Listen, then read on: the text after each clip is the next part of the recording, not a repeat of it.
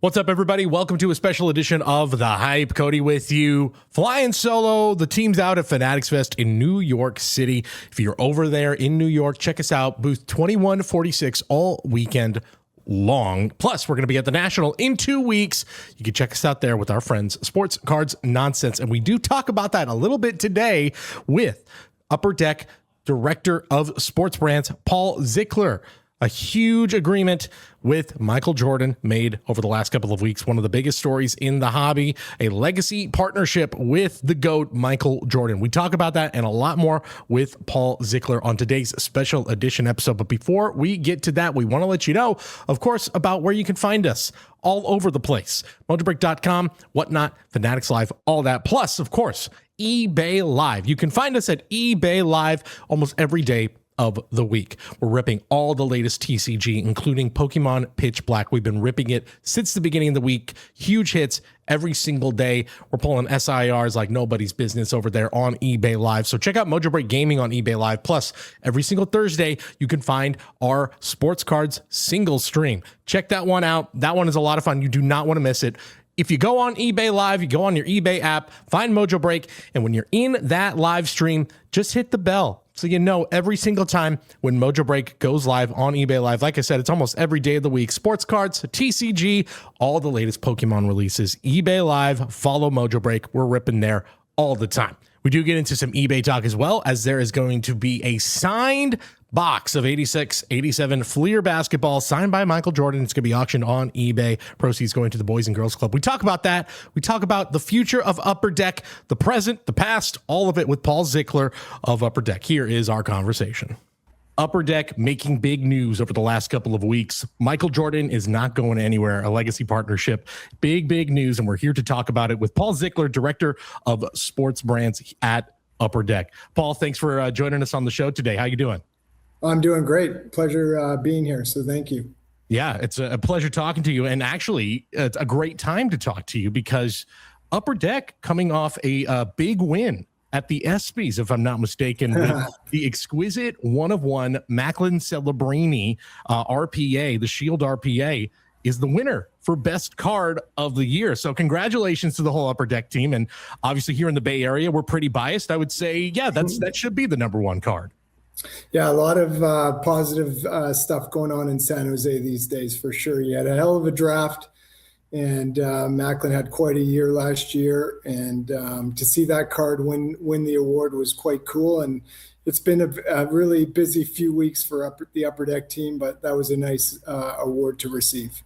Yeah, I'd imagine things have been very, very busy for you guys. So to have that as a moment to take a step back, celebrate, and really, I think, and I've said this on plenty of our shows through the years.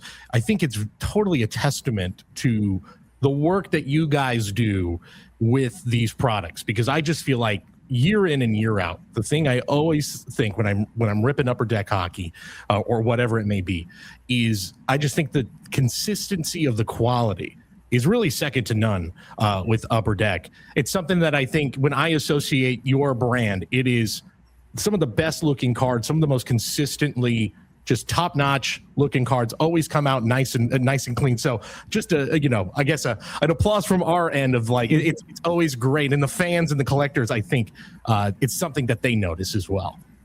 Yeah, I think one thing for sure that you'll notice when you meet someone that works for Upper Deck is we all take a lot of pride in what we do, and we're passionate about it. A lot of our employees have been here for a very long time across all departments, and I think that comes through with our products, and that's one thing that I think collectors are starting to see is the value proposition in hockey. Not only has the game on the ice and the awareness of the sport in general continue to grow, but I think that's starting to translate more, with collectors that have maybe done other sports, sort of now looking at hockey just because of our products and, the content delivery and to your point, the quality and the authenticity and all the levels that Upper Deck really takes pride in.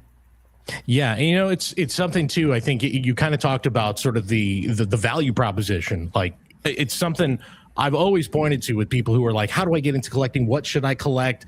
What are you looking for? Obviously, collect what you love, whatever your sports are. But I think for a lot of people, they're always like, man, I want to get that huge hit, that big hit out of something. But, it's we hear it day in and day out from a lot of people. Like there can be some barriers of certain boxes of like, I can't maybe afford that one or whatever. And I think the one thing with Upper Deck in hockey, and especially with stuff like Series 1 and Series 2, is that you can buy a box that I think is still relatively that has the price tag is still very attainable for young families, maybe of like kids who just want to rip boxes, and that they can get something like Immaculate Celebrini Young Guns or something like that that can be this huge card that feels like this massive win, but it is again something that is not going to hurt your wallet too much. I think is always such a massive win for collecting, and such a great thing for the community to rally around. So another one where I always just say Series 1, Series 2, if you're just looking for going for those big hits and getting the kids excited and stuff like that, I will always point people to those types of products for Upper Deck. Well, and even extended series now with the launch of the rookie debut jersey program, that was another piece of, we got a lot of questions of placing it there and, sort of in the position of the calendar. And obviously it was a really iconic design that we sort of paid homage to. And the timing of the hard sign autographs, but we also wanted to make it accessible, of launching, a really meaningful card that was accessible, whether it was hobby customers, retail customers, even just given the price point. So, those are just examples of how we like to engage and really collect or really entice meaningful collectors that are going to be in hockey for a long time. Yeah, and that was exciting to rip around these parts. I believe we get one of the Michael Misas on day one. So, of course, again, locally here, we were very, very excited to get that, and definitely customers were loving it. So I'll shift gears to what is one of the big stories for you guys and throughout the entire hobby right now, is that Michael Jordan is back not back, but not going anywhere with Upper Deck. A huge moment. Saw a lot of, I think I saw in Times Square that it was promoted and everything. So a very cool moment in a huge storyline here, that not only is Michael Jordan not going anywhere, but is the first legacy partner. If you could kind of walk us through what went on maybe behind the scenes, how this all sort of percolated, how long this has been going on, and just kind of take us into what went into this historic partnership. Yeah, it's been going on for over 35 years. It is pretty impressive how long MJ has been a partner with Upper Deck. And it speaks to sort of the quality that you noted in our trading card products. At the end of the day, the core tenets of Upper Deck has been quality, authenticity, and innovation. And, those three tenets are what we strive to do every day. And MJ has been along since 91. He's been there along since the beginning. And, he really represents a lot of those core tenets and what he did in the sport, and sort of how he manages his brand, and, sort of to take it to this next level with the Upper Deck's first legacy partners is a massive announcement. It's the biggest announcement that I've seen while being at Upper Deck. And, it was just a really big defining moment as we look forward with the company. Yeah, it's incredibly exciting to see that. And of course, Michael, just one part of, obviously, the star of the huge amount of stars, the roster of stars with Upper Deck. And I think, obviously, one of the big calling cards for you guys, the fact that Michael is there, that you have Wayne Gretzky, you have Tiger Woods, you have all of these all-time legends under one roof with Upper Deck. And, I'll just say from the outside looking in, it felt like a statement that Upper Deck is as strong as ever, not going anywhere. This is a brand that, like you said, almost 4 decades of consistency, of quality, of iconic cards, and this just reinforces that position. And then things like, I know we're mostly focused on sports here, but also I think the entertainment brands, things like DC Comics joining the fold, the Warner Brothers partnership. I know a lot of fans and collectors were very excited to hear about the Harry Potter products that are coming out in the future as well. So it does just feel like this is a moment here for Upper Deck, for you guys from the outside, where it's like a big flex, a big statement, and saying we're as strong as ever, and we're going to be a force to be reckoned with throughout this hobby. Yeah, no, at Upper Deck, we always coin the phrase that you're part of the Upper Deck family. And, a lot of questions that we got, when we were in New York with the announcement was circled around what makes a legacy partner. Obviously it speaks to the longevity of how long we've been working with MJ.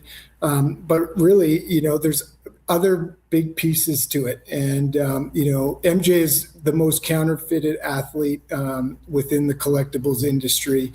And as you know, and you can see through Upper Deck's history with our authentication process, and just how, even with the slabbing of the cup and sort of seeing the uncirculated slabs now coming out, is we are constantly looking at ways to improve authenticity. And we've made that mandate with MJ that we're going to continue to prioritize that. You're also starting to see elevated levels just in terms of how we are involved with each other's businesses. So whether it's new product innovations on our side, but you can also see with sort of what we're starting to do with his 2311 racing team, which he's quite passionate about. So the week before we made the announcement, we were in Chicago celebrating the 30th anniversary of Space Jam. The Chicagoland race, we had that unique car wrap with Bubba Wallace. And we activated around the city. We had Bugs Bunny at the race. But we're going to continue to elevate it, and it's not just our side of the coin; it's on his side of his passions too. So we're excited to elevate that component too. And we've had a lot of cool things going on with his racing team as well.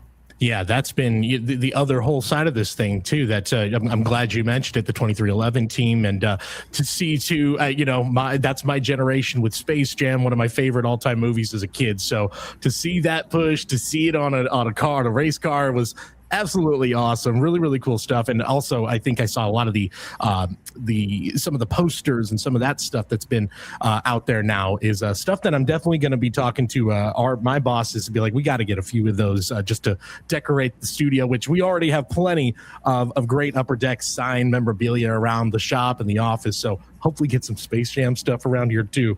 But I do want to ask you too, because I think the last 5 years in this industry, in this hobby, tumultuous to say the least, maybe putting it pretty lightly. And I think from the collectors, and here we are on our podcast, I could tell you we got to speculate and we got to talk about what's going to happen here. There's so many moving parts with licensing deals and all this sorts of stuff. And now that it feels like the dust is settling a little bit, where the deals are being signed and the leagues have gone to wherever they said they were going to go, 4 or 5 years ago.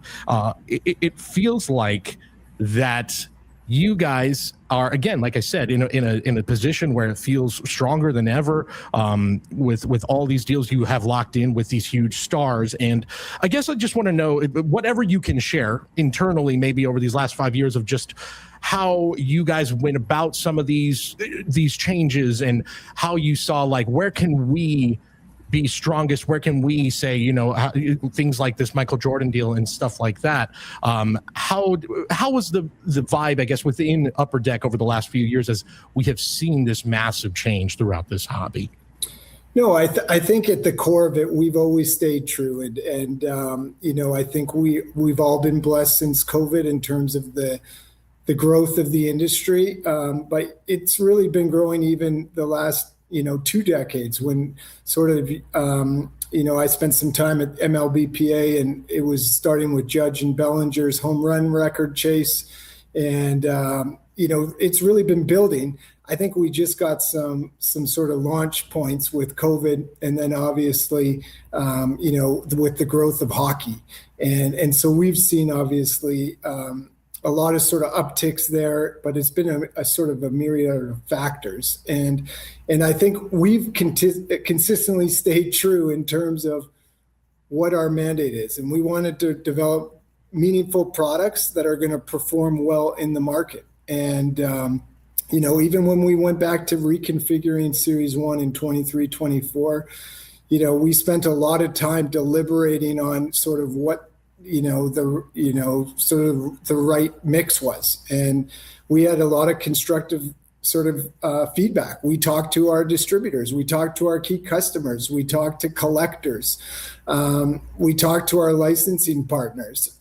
We really are engaged at every level. And I think that that's what you'll see when you see these products and sort of these ideas that come out, is they're really thought after, and we do encourage a lot of feedback, but ultimately our sort of core tenets hasn't changed since the beginning. So it's been fun, but we really hold true to sort of what we do here at Upper Deck. Yeah, and it definitely tells, like you said, I've been saying it this whole time, and say it on plenty of other things. You can tell when you rip into a product, there is a different vibe and a different feel, and you can tell it's an Upper Deck product. A few more minutes here with Paul Zickler, and I want to talk about the big chase that's in Goodwin Champs right now, obviously, to introduce the Legacy Partnership. The signed Fleer basketball packs, numbered to 23. This has created a ton of excitement, I know, around these parts. The moment we heard about it, everybody wanted to get their hands on a box and try to rip into the Goodwin. Always a super fun rip, as it is. Tell us what went into that decision of getting that in there, getting Michael to sign those packs, all that sort of stuff, and maybe some plans for stuff like this maybe in the future as well, maybe with some of these other legacy athletes. Yeah, no. So 86, 87 Fleer basketball is often referred to the most iconic basketball product ever made. The legendary status comes from a few attributes: timing, star power, obviously historical significance. But at the end of the day, the centerpiece is MJ's rookie card number 57. You could say that that's one of the most recognizable cards in the history, and it's the benchmark sort of for the rookie card, one of the greatest rookie cards of all time. It's interesting. I've heard a lot of sort of funny things, obviously, after the launch. And I think one of the unique things that I've heard is, he inscribed pack number 12 out of 23 with rookie pack. And I think there were some regional cards before that product was released. But now everyone's saying, well, since he signed rookie pack on there, it has to be true. And that's what's really unique about that specific product, is there wasn't licensed NBA cards for, I think, 5 years before that release. There were some regional cards, but nothing that was nationally distributed. And so when they came out with that product, I think there's 4 or 5 rookie classes included that in there. I think there's 11 Hall of Famers that have rookie cards in that product: Charles Barkley, Patrick Ewing, Hakeem Olajuwon, Malone. So it's a truly unique product. And then obviously to take it this step further in signing the wax packs in the white pen is just bringing it to a whole nother level. Yeah, and I can tell you around these parts with some of those other cards that people might say, this is the true Jordan rookie, this is the true Jordan rookie. Yeah, no, we felt very validated hearing that Jordan believes this is the true rookie. We said, it has to be. Yeah, there's something to be said too about the card just looks great too. It's him dunking. It's iconic. It is, and everybody else in the set too. It's all of these factors factor into it. That this is the true one. That even Michael Jordan recognizes that. And I do want to talk about too that Upper Deck is collaborating with eBay to auction the one of a kind full box of 86, 87 Fleer basketball featuring Jordan's exclusive autograph. 10% of the auction proceeds going to a great cause, to the Boys and Girls Club of America. If you could tell us a little bit more about that auction going on the partnership with eBay. Yeah, no, it's just another extension of obviously the announcement, and with the national coming, and a neat avenue to also give back to the Boys and Girls Club that continues to sort of encourage and elevate youth sports from the ground up and making them accessible. That's one thing that we're seeing, at least in North America. It's getting harder and harder for everybody to participate in youth sports, and so to have that avenue. But just going back, you asked about behind the scenes and signing the packs. There was one unique thing that I can tell you, is that signing the wax packs is quite difficult, right? There's a residue on those packs. So we actually had to use a different pen for each pack, because once it touched the wax sort of finish, it kind of started to make it streaky. So I know our talent team obviously did a great job, and we tested a ton of packs. But that was one unique thing, is we had to use a new pen for each pack, and same with the numbering. So, those are the levels of detail that sort of people don't see behind the scenes when we're testing substrates or pens or packs. Or it's not an easy process, and especially with this sort of level of product value, we took that very seriously. Yeah. Okay. So good to know if I'm ever bringing some classic wax packs to sign with us. Bring an extra Sharpie as a courtesy. Maybe they'll sign mine, but if there's a line of people behind me, it's like, sorry, tough luck. We used the Sharpie already. A couple more for you on the way out, Paul. So you actually just mentioned the National, which is just a couple of weeks away. Upper Deck, always a huge presence at the National. I do remember a couple years ago, I think it was the Connor Bedard rookie year. That was massive. Being in Chicago and the excitement and you could just feel it go into the booth, and it was the first chance to get the Connor Bedard rookie stuff. So always very, very exciting. Is there anything that you guys can share with us? Maybe now, obviously, coinciding with this news about Michael Jordan and the timing of being in Chicago, anything that you guys are able to share with us about your presence at the National this year? No, I think the only thing I'll tell you is that it is going to be an unbelievable activation.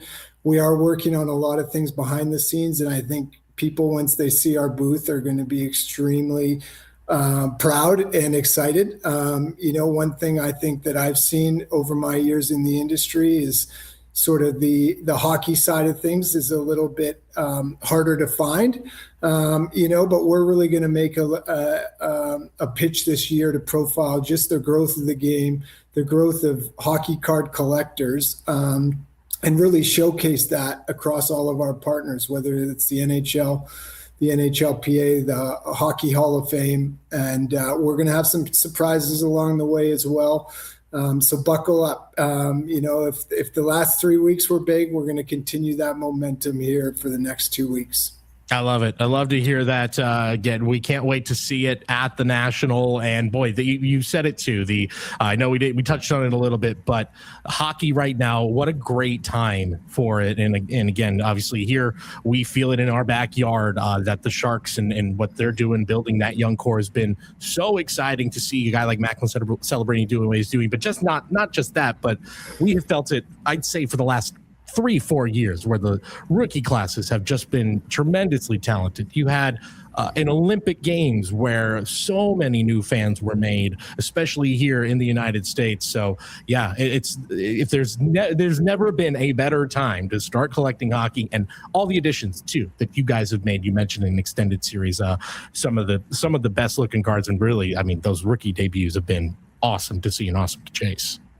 Yeah, no, I think the skill on the ice and the competitive amongst the teams, has been unbelievable in terms of how you see the trajectory of the level of play, and just how exciting it is. Even watching the Stanley Cup this year, and just how competitive and fast and skilled the players are.